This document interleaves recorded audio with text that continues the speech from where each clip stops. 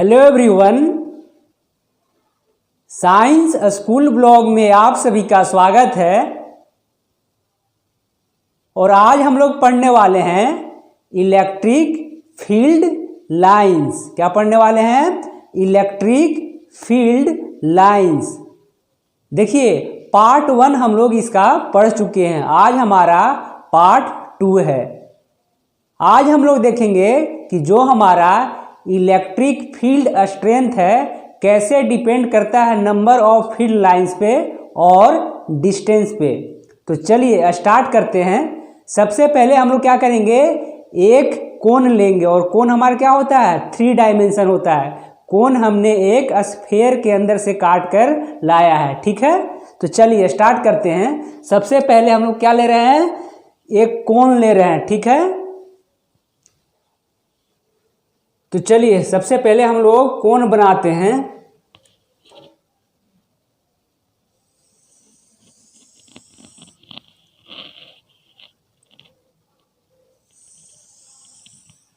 चलिए 2 प्लेन बना लेते हैं। ठीक है, 2 प्लेन बना लेते हैं।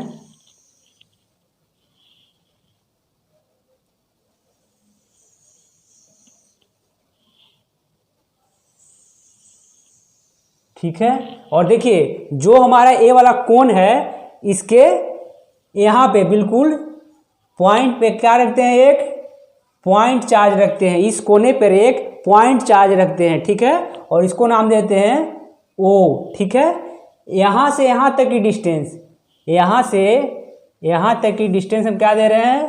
R1 दे रहे हैं। क्या दे रहे हैं? R1 दे रहे हैं। ठीक है, देखिए अगर हम बात करें ए वाला पूरा डिस्टेंस और यहाँ तक की डिस्टेंस को क्या दे रहे हैं? हम पूरा को R2 दे रहे हैं। ठीक है, R2 दे रहे हैं। तो ये हमारा डिस्टेंस है यहाँ तक। ठीक है, इस पॉइंट को हम लोग P दिया है, P1, और इसको हमने क्या दिया है नाम? P2। ठीक है, तो अगर हम बात करें यहाँ से लेकर यहाँ तक की डिस्टेंस क्या है? तो R1 है। यहाँ से लेकर यहाँ तक की डिस्टेंस क्या है? तो R2 है। ठीक है, समझ में आ गया होगा। यहाँ तक हमने 2 प्लेन लिया है। ठीक है, अब हम क्या कर रहे हैं? हम लोग को पता है, क्या पता है कि जब भी हम लोग पॉइंट चार्ज रखते हैं तो क्या होता है? उससे इलेक्ट्रिक फील्ड निकलता है। कब निकलता है? जब हमारा पॉजिटिव हो। तो यहाँ से क्या हो रहा है? इलेक्ट्रिक फील्ड लाइंस निकलेगा। ठीक है, तो बहुत सारा यहाँ से infinite number of electric field lines निकलेगा। ठीक है, तो हम लोग कुछ को दिखा लेते हैं।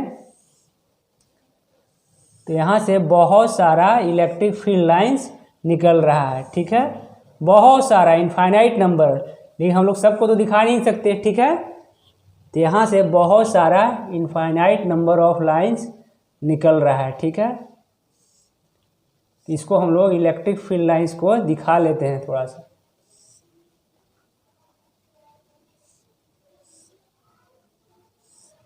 चलिए हमने इलेक्ट्रिक फील्ड लाइंस को दिखा लिया।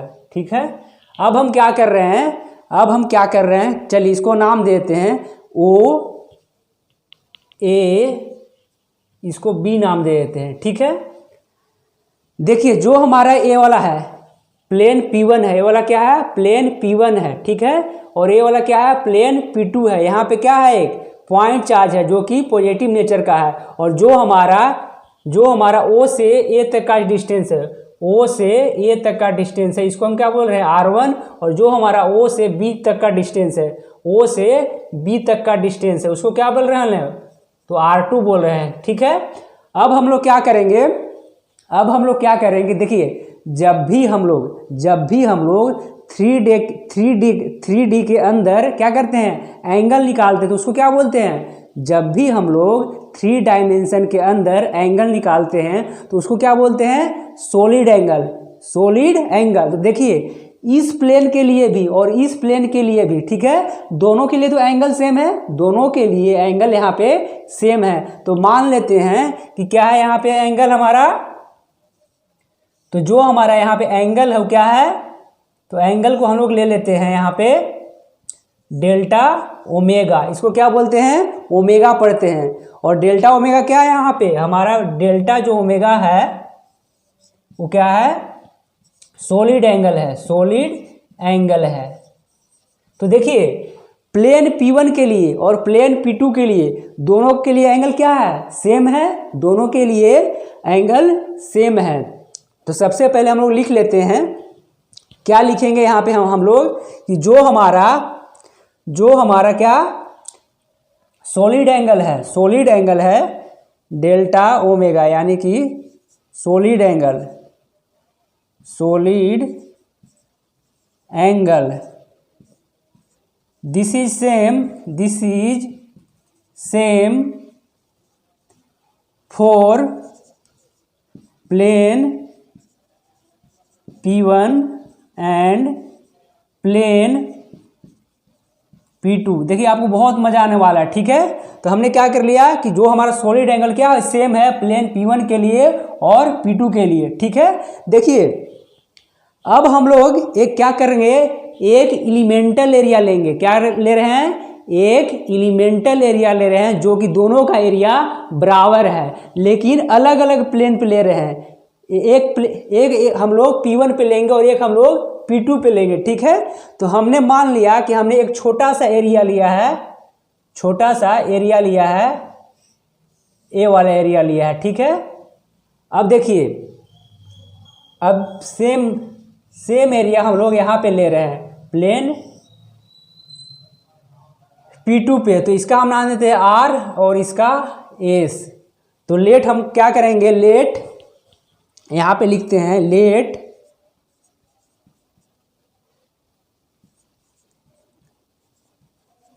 Elemental area R on plane P1 and also elemental area S on plane P2। ये हमारा एजम्पशन है, क्या है, ये हमारा एजम्पशन है, ठीक है, एज्यूम किया है हमने, ठीक है। इसको हमने क्या किया है, एज्यूम किया है। तो लिख सकते हैं हम लोग, हमने यहाँ एज्यूम किया है इसको, ठीक है। तो चलिए हमने क्या किया कि एक एलिमेंटल एरिया R लिया, किस पे, प्लेन P1 पे। देखिए देखने में बाहर लग रहा है लेकिन है ये इसी प्लेन पे, ठीक है। और एक हमने एलिमेंटल एरिया क्या लिया है, S लिया है, जो कि प्लेन P2 पे है, और R क्या है, प्लेन P1 पे है। तो देखिए जो हमारा एलिमेंटल एरिया R है, एलिमेंटल एरिया R किसके इक्वल है, एलिमेंटल एरिया S का, यानी कि दोनों का एरिया इक्वल है, elemental area R equal to elemental area S। दोनों का क्या है, एरिया बराबर है, तो देखिए अब हम आगे बात करते हैं कि अगर हम सॉलिड एंगल निकालना चाहे तो कितना हो जाएगा। तो देखिए इन 3 डायमेंशन, तो जो हमारा सॉलिड एंगल होता है किसके बराबर होता है, तो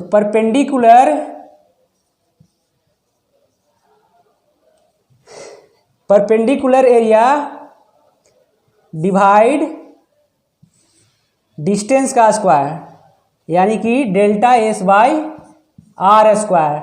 डेल्टा S क्या है, एलिमेंटल एरिया है, डेल्टा S क्या है, तो यहाँ पे लिख सकते हैं कि डेल्टा S क्या है, तो एलिमेंटल एरिया है, जो कि which is perpendicular to the electric field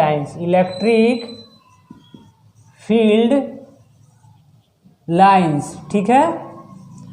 तो यहाँ से क्या हमारा आ गया कि जो हमारा सॉलिड एंगल है क्या हो जाएगा, delta S by R square. Delta S क्या है यहाँ पे हमारा, तो हमारा है एलिमेंटल एरिया है, ठीक है। तो देखिए अगर हम बात करें कि एलिमेंटल एरिया P1 का और P2 का, तो दोनों का अलग अलग हो जाएगा। तो हम लोग एक बार निकाल लेते हैं elemental area for plane P1 and P2, ठीक है।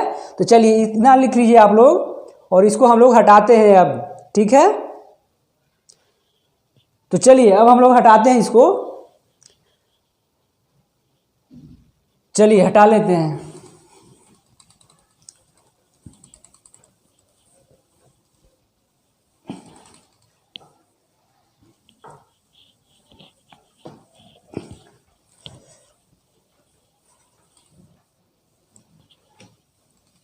तो अगर हम बात करें कि OA को हमने क्या लिया था, OA को यहाँ पे हमने R1 लिया था, जो कि यहाँ से लेकर यहाँ तक के डिस्टेंस है, और OB को क्या लिया था, R2 लिया था, ठीक है। तो अगर हम बात करें कि फॉर, यहाँ पे लिखते हैं फॉर प्लेन P1, यहाँ पे एलिमेंटल एरिया क्या हो जाएगा, here elemental area, here elemental area is S1, ठीक है। तो इसके अनुसार डेल्टा फाई इक्वल टू क्या होता है, हम लोग को पता है कि delta S by R square. तो हम लोग क्या लिख सकते हैं कि delta phi equal to, sorry phi नहीं है, ओमेगा है, क्या है, तो डेल्टा ओमेगा इक्वल टू क्या होता है, इसको हम लोग ओमेगा पढ़ते हैं, इस एंगल को क्या पढ़ते हैं हम लोग, ओमेगा पढ़ते हैं, ठीक है। तो डेल्टा ओमेगा इक्वल टू क्या होता है, delta S by R square, और डेल्टा S हमने क्या दिखा था, तो एलिमेंटल एरिया था, ठीक है। इसके अनुसार हम लोग क्या लिख सकते हैं कि delta omega equal to delta S1 by R1 के स्क्वायर, ठीक है। किसके लिए हम लोग लिख रहे हैं, तो फॉर प्लेन P1 के लिए, ठीक है। तो यहाँ से हम लोग डेल्टा S1 इक्वल टू क्या लिख सकते हैं, तो डेल्टा ओमेगा इंटू R1 के स्क्वायर, ठीक है। तो यहाँ से हम लोग डेल्टा S1 इक्वल टू लिख सकते हैं, और किसके लिए है, तो फॉर प्लेन P1। सिमिलरली इसी के अनुसार क्या लिख सकते हैं, सिमिलरली फॉर प्लेन P2, इसके लिए क्या लिख सकते हैं हम लोग, तो delta S2 equal to delta omega into R2 के स्क्वायर, R2 का स्क्वायर, ठीक है। तो हमारा दो इक्वेशन मिल चुका है, ठीक है। इक्वेशन इसको नाम देते हैं 1 और इक्वेशन 2। अब ध्यान में देखिएगा, मान लेते हैं हम लोग, let n number of electric field lines n number of electric field lines passing through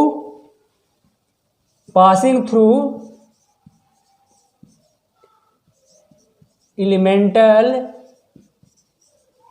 area delta S1 and delta S2, ठीक है। हम लोग ने क्या माना कि n नंबर ऑफ, कितना number, n number of electric field lines pass कर रहा है किससे, डेल्टा S1 और डेल्टा S2 से, यानी कि एलिमेंटल एरिया S1 से और S2 से, ठीक है। तो चलिए आगे बढ़ते हैं हम लोग। और आगे बढ़ने के लिए क्या करना पड़ेगा, इसको हम लोग को हटाना पड़ेगा, ठीक है। तो अब हम लोग हटाते हैं इसको, ठीक है। इतना हो गया होगा, जल्दी से लिख लीजिए। तो चलिए अब हम लोग क्या करेंगे कि ऊपर से इसको हटा लेते हैं, ठीक है।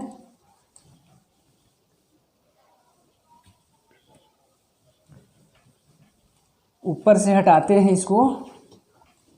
चलिए अब हमारा कंप्लीट होने वाला है। तो हमारा डेल्टा S1 इक्वल टू क्या हो गया, हमारा डेल्टा S1 इक्वल टू क्या हो गया, तो डेल्टा ओमेगा इंटू R1 के स्क्वायर, और डेल्टा S2 इक्वल टू क्या हो गया, डेल्टा ओमेगा इंटू R2 का स्क्वायर, ठीक है। अब हमने क्या माना था, हमने माना था कि let n number of electric field lines, electric field lines passing through delta S1 and delta S2, यानी कि इन दोनों ही एरिया में कितना पास कर रहा है, तो n number of electric field lines pass कर रहा है। तो हम लोग लिख सकते हैं ऐसा ना कि देखिए n में कितना पास कर रहा है, तो n में पास कर रहा है डेल्टा ओमेगा इंटू R1 के स्क्वायर। ठीक है, देखिए एक छुपा होता है इसमें, एक इसमें छुपा होता है, तो हम लोग लिख सकते हैं इंटू 1। तो हम लोग लिख सकते हैं ना कि देखिए इतना एरिया में इतना n number of electric field lines pass कर रहा है, तो यूनिट एरिया में कितना हो जाएगा, तो एक में हो जाएगा यहाँ से n divide delta omega into R2 के R1 का स्क्वायर। ठीक है, R1 का स्क्वायर। ठीक है, सिमिलरली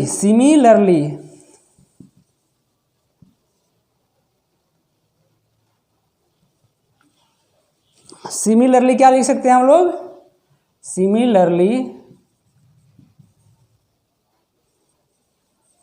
फॉर डेल्टा S2 हम लोग क्या लिख सकते हैं कि एक यूनिट एरिया में इसमें भी क्या पास हो रहा है, n divide delta omega into R2 के स्क्वायर। ठीक है, ये वाला कैसे आएगा, देखिए कैसे आएगा, हम लोग लिख सकते हैं कि जो हमारा n number of electric field lines है किसमें पास हो रहा है, तो ये हमारा डेल्टा ओमेगा इंटू R2 में पास हो रहा है। ठीक है, R2 में पास हो रहा है। ठीक है, अब हम लोग क्या करते हैं, इसमें 1 छिपा होता है, सबको पता है, तो यूनिट में कितना हो जाएगा, एक में हो जाएगा हमारा n divide delta omega into R2 के स्क्वायर। क्या हो जाएगा, डेल्टा ओमेगा इंटू R2 के स्क्वायर। अब देखिए इसको इक्वेशन 1 नाम दे देते हैं और इसको 2 नाम दे देते हैं। ठीक है,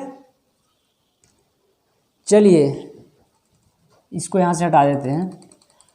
अब दोनों में देखिए यहाँ पे यूनिट में कितना पास कर रहा है, n divide delta omega into R1 के स्क्वायर, और यहाँ पे यूनिट में कितना पास कर रहा है, तो n divide delta omega into R2 के स्क्वायर। ठीक है, देखिए हम लोग कह सकते हैं, क्या कह सकते हैं कि देखिए जो हमारा इलेक्ट्रिक फील्ड लाइंस है किस पे डिपेंड कर रहा है, तो हमारा R1 और R2 पे डिपेंड कर रहा है। इसका मतलब क्या हुआ कि इलेक्ट्रिक फील्ड स्ट्रेंथ है, इसका मतलब क्या हुआ कि जो हमारा इलेक्ट्रिक फील्ड स्ट्रेंथ है किस पे डिपेंड कर रहा है, तो हमारा डिस्टेंस पे डिपेंड कर रहा है। देखिए n डिवाइड डेल्टा ओमेगा क्या है, दोनों में ही सेम है, दोनों एलिमेंटल एरिया में भी सेम है। क्या, n डिवाइड डेल्टा ओमेगा, और क्या अलग है, तो हमारा डिस्टेंस अलग है। तो हम लोग कह सकते हैं कि जो हमारा इलेक्ट्रिक फील्ड स्ट्रेंथ है किस पे डिपेंड कर रहा है, तो डिस्टेंस पे डिपेंड कर रहा है। ठीक है, किस पे डिपेंड कर रहा है, डिस्टेंस पे डिपेंड कर रहा है। ठीक है, चलिए एक और कंसेप्ट हम लोग देखते हैं, ठीक है, चलिए आगे बढ़ते हैं, यहाँ तक हो गया होगा। एक और कंसेप्ट क्या है इसमें कि देखिए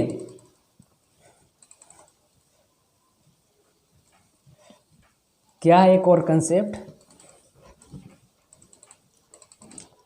जो हमने एलिमेंटल एरिया क्या माना था, यहाँ पे क्या माना था R और यहाँ पे S। ठीक है, दोनों का एरिया क्या है, सेम है, area of elemental area of R, elemental area of R equal to elemental area of S। दोनों का एरिया सेम है, लेकिन देखिए दोनों का एरिया सेम है, लेकिन देखिए नंबर ऑफ फील्ड लाइंस है, क्या है, number of electric field lines क्या है, दोनों में डिफरेंट है। यहाँ पे 3 क्या है, इलेक्ट्रिक फील्ड लाइंस पास कर रहे हैं, और यहाँ पे 2 ही पास कर रहे हैं, जबकि दोनों का एरिया बराबर है। तो हम लोग कह सकते हैं कि जैसे जैसे डिस्टेंस बढ़ा इलेक्ट्रिक फील्ड लाइंस हमारा कम हो गया, इलेक्ट्रिक फील्ड लाइंस हमारा कम हो गया। ठीक है, तो हमने दोनों ही पॉइंट देख लिया, हम लोग ने दोनों ही पॉइंट देख लिया कि जो हमारा इलेक्ट्रिक फील्ड स्ट्रेंथ है वो किस पे डिपेंड कर रहा है, तो नंबर ऑफ फील्ड लाइंस पे डिपेंड कर रहा है और हमारा डिस्टेंस पे डिपेंड कर रहा है। अब हम लोग पढ़ते हैं property of electric field lines. क्या पढ़ेंगे? Property of electric field lines. ठीक है, चलिए एक बार देख लेते हैं कि हमारा कैमरा चल रहा है कि नहीं।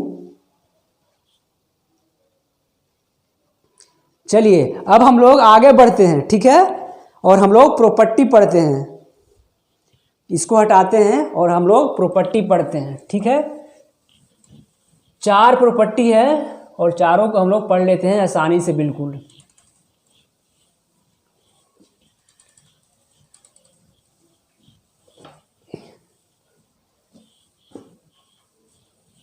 ठीक है,